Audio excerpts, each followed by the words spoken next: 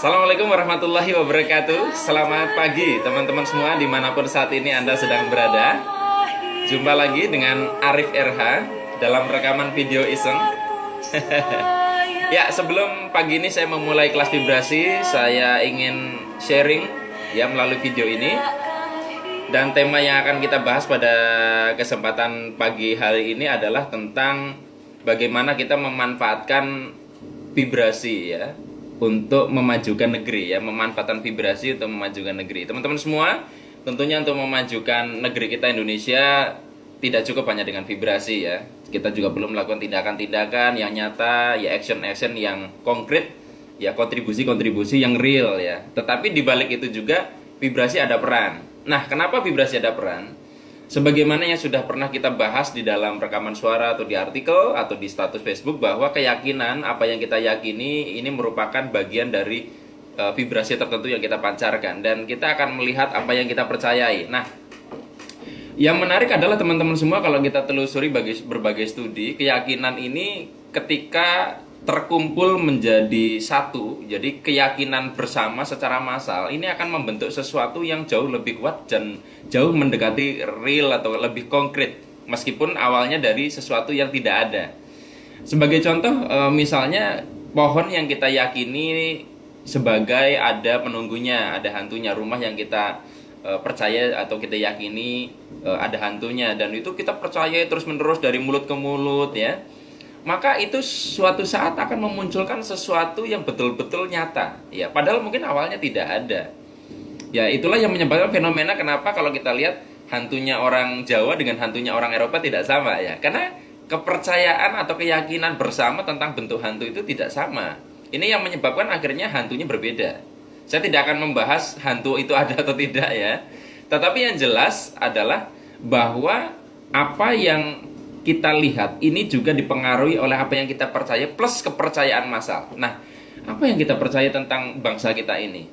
Teman-teman semua, kalau misalkan kita lihat sederhana lah, saya nonton film dari itu yang Habibie Ainun itu, kita sendiri kadang belum percaya, belum yakin dengan kemampuan anak bangsa. Iya.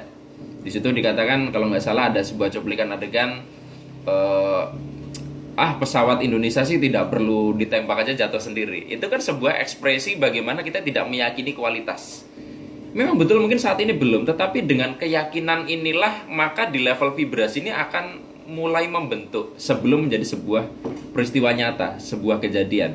Nah, teman-teman semua, kenapa saya kali ini membuat tema tentang tentang vibrasi untuk membangun negeri? Saya melihat saat ini pasca pilpres ya, sampai saat ini perbedaan pilihan dulu nyoblos si A atau si B ini masih membekas sekali, luka itu masih terus-terusan menjadi konflik yang tidak berkesudahan.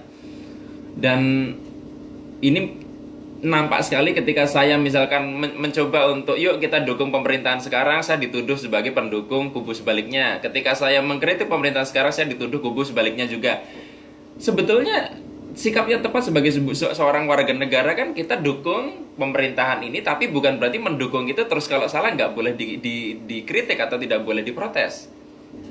Nah, tapi dengan kita mendukung, kita jadi tidak lebay. Artinya kita tidak membenci atau selalu mengatakan semua salah, tapi kita juga tidak mengatakan semuanya selalu benar, karena manusia punya khilaf, siapapun pemimpin kita.